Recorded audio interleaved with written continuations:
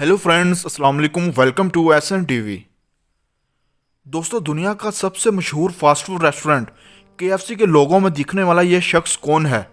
दोस्तों, इस शख्स का नाम कर्नल हालैंड सैंडर्स है।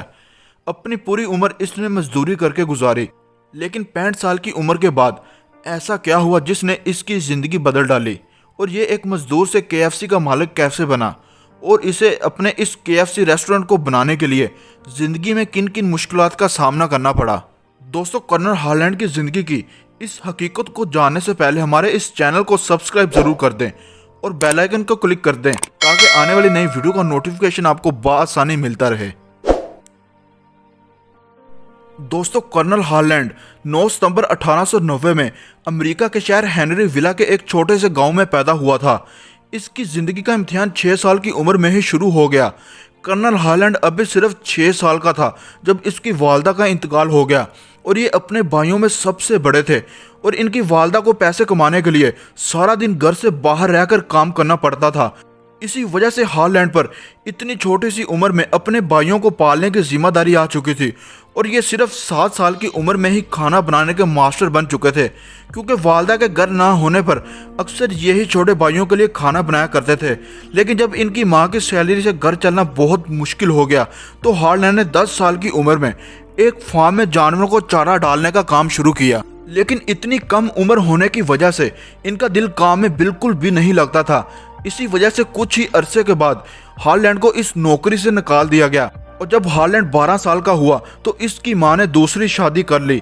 लेकिन हालैंड के इस स्टेप फादर को इन बच्चों के साथ रहना बिल्कुल भी अच्छा नहीं लगता था, जिसकी वजह से घर में आए दिन लड़ाई झगड़ा होता रहता था, जिसकी वजह से हालैंड को घर छोड़ना पड़ा और साथ अपने भाइयों को भी ले गया।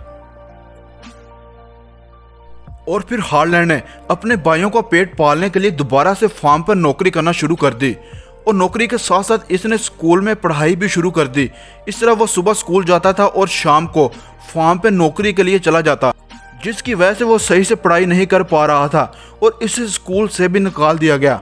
अगले 2 सालों तक हालैंड ने फार्म पर नौकरी जारी रखी क्योंकि अब खर्चे पूरा करना बहुत मुश्किल हो रहा था। इसी वजह से हालैंड ने यूएस आर्मी में जाना चाहा। इस वक्त हालैंड की उम्र सिर्फ 16 साल थी, जबकि आर्मी में जाने के लिए ज़्यादा उम्र का होना बहुत ज़रूरी था। हालैंड ने पेपर्स में ज़्यादा एज बताई और आर्मी में सोल्जर भर्ती हो गया। कुछ ही अरसा गुजरने के बाद जब आर्मी को हालैंड की असल उम्र का पता चला तो इसको यहाँ से भी निकाल दिया गया। यहाँ से निकालने के बाद इनकी उम्र 17 साल थी। इसके बाद कर्नल हालैंड रेलवे में भर्ती हो गए और रेलवे में भी कर्नल हालैंड कुछ ज़्यादा देर रह ना सके। अपने एक साथी को वर्कर के साथ लड़ाई करने की वजह से इनको रेलवे से भी निकाल दिया गया और आगे के पूरे 23 सालों तक हालैंड की ज़िंदगी में बहुत अप्स एंड डाउन्स आते रहे। इसी वक्त के दौरान इनकी शादी भी हुई और इसी पीरियड के दौरान कोई ऐसी नौकरी नहीं थी जो हालैंड ने छोड़ी हो। कभी इसे कार कंडक्टर के तौर पर देखा जाता और कभी इसे रेल फायरमैन में देखा जाता, यहाँ तक कि टायर बेचने का काम भी किया। कहीं ये खुद नौकरी छोड़ देता और कहीं से इसे निकाल दिया जाता। हर तरह से रिजेक्ट होने के बाद भी इसने हिम्मत न हारी और 1920 में इसने कहीं से पैसे पकड़कर एक छोटी सी फेरी बोट की कंपनी खोल ली। लेकिन यहाँ भी इसकी किस्मत ने इसका साथ ना दिया। मुनाफा ज़्यादा ना होने की वजह से यह कंपनी भी इसे ख़त्म करनी पड़ी। इसके बाद इसने एक लैंप बनाने की कंपनी खोल ली, लेकिन बदकिस्मती से इस टाइम एक और कंपनी इस जैसे लैंप पहले ही बना रही थी और इसको पता ना था और इसका ये कारोबार भी नाकाम हो गया। कर्नल हालैंड की ज़िंदगी में नाकामी के अलावा और कुछ भी नहीं था। और फिर जब इसकी उम्र 40 साल हुई, इसने एक गैस स्टेशन पर बर्गर और चिकन का एक छोटा सा स्टॉल खोल लिया। ये इसकी अपनी चिकन की रेसिपी थी जो इसने खुद अपने घर में अपने भाइयों के लिए तैयार की थी और इसका खाना इतना मज़े का था कि कुछ ही अरसा में इस इलाके में मशहूर हो गया और ये इसकी ज़िंदगी की पहली कामयाबी थी। दोस्तों, कर्नल हालैंड ने अपने इस छोटे से स्टॉल से जल्द ही इस गैस स्टेशन के साथ एक शानदार रेस्टोरेंट खोल लिया जिसका नेम इसने केंटकी फ्राइड चिकन यानी KFC रखा। लेकिन दोस्तों, बात यहाँ भी ख़त्म नहीं होती। शायद इसकी ज़िंदगी में अभी और तकलीफ़ें लिखी हुई थी। 4 साल के बाद जब इसका रेस्टोरेंट KFC काफ़ी मशहूर हो चुका था तो इसने अपने इस रेस्टोरेंट के साथ एक होटल भी खोल लिया। लेकिन कुछ माह बाद ही इस होटल में आग लगने की वजह से आग इतनी फैल गई कि रेस्टोरेंट तक जा पहुंची और सब कुछ जलकर खाक हो गया। लेकिन इतना कुछ हो जाने के बाद भी इसने हिम्मत ना हारी और एक नया रेस्टोरेंट खोल लिया। लेकिन दूसरी जंग अजीम की वजह से इसको ये रेस्टोरेंट भी कुछ अरसे के लिए बंद करना पड़ा।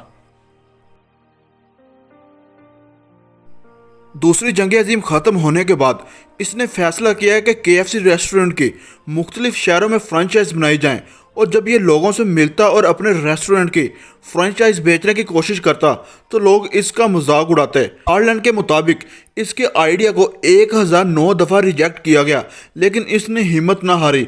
ये मुख्तलिफ लोगों से मिलता रहा और लोगों के घर जा जाकर इनसे बात करता था ताकि ये लोगों को अपने रेस्टोरेंट की फ्रेंचाइज बेच सके। काफ़ी दिन गुजर जाने के बाद इसको एक शख्स मिला जो इसके आइडिया में दिलचस्पी रखता था, और फिर वक्त गुजरने के साथ साथ इसने KFC की कई फ्रेंचाइज काफ़ी सारे लोगों को बेच दी, जिन्होंने मुख्तलिफ शहरों में KFC की ब्रांचेस खोल ली, और ऐसे इसकी ये फ्रेंचाइज का आइडिया चल पड़ा और देखते ही देखते KFC पूरे अमेरिका में फैल गया। 1964 में KFC की अमेरिका और कनाडा में 600 ब्रांचेस खुल चुकी थी। कर्नल हार्लैंड 74 साल का हो चुका था और फिर एक दिन इसको KFC बेचने की ऑफर की गई, जो इसने काफ़ी सोच विचार के बाद कबूल कर ली। इसने KFC को 1964 में $2 मिलियन में बेच दिया था। इसके साथ साथ इसको KFC की तरफ से हर साल तनख्वाह भी मिलती थी। और दोस्तों, यहाँ एक अजीब बात यह है कि KFC को ख़रीदने वाले ब्राउन जूनियर ने KFC चिकन की रेसिपी ही चेंज कर दी थी। पैसे बनाने के चक्कर में इसने रेसिपी को थोड़ा सा चेंज कर दिया था, जो लोगों को सख्त नापसंद आया। यहाँ तक कि मीडिया में इस बात को उठाया जाने लगा, जिस पर कर्नल ब्राउन की इस हरकत पर सख्त नाराज़ हुए, और जिसके बाद कर्नल ने इसके मुकाबले में ही अपने इसी रेसिपी के साथ एक नया रेस्टोरेंट खोल लिया, जिसका नाम इसने अपनी बीवी के नाम पर रखा था। जिसके बाद KFC कर्नल सैंडर्स को अदालत में ले गई, क्योंकि KFC को सेल करते वक्त कर्नल ने यह मुआहदा किया था कि वो अपनी रेसिपी किसी को नहीं देगा और ना ही वो इस रेसिपी के साथ कोई नया रेस्टोरेंट खोलेगा। कर्नल सैंडर्स ये केस हार गया और इसको $1 मिलियन KFC को अदा करने पड़े। दोस्तों, यहाँ एक सवाल आपके जहन में ज़रूर पैदा हुआ होगा, अगर कर्नल ने KFC को सेल कर दिया था तो KFC के लोगों पे कर्नल की तस्वीर क्यों है? दोस्तों, जब कर्नल ने KFC को सेल किया था तब ये मायदा तय पाया था कि KFC के लोगों में हमेशा कर्नल सैंडर्स की तस्वीर ही रहेगी। और दोस्तों, जब कर्नल हार्लैंड सैंडर्स 1980 में इस दुनिया से चले गए तो केंटकी स्टेट ने 4 दिन तक इनके मरने का शोक मनाया था, और केंटकी स्टेट पर 4 दिन तक अमेरिकन झंडा नीचे कर दिया गया था।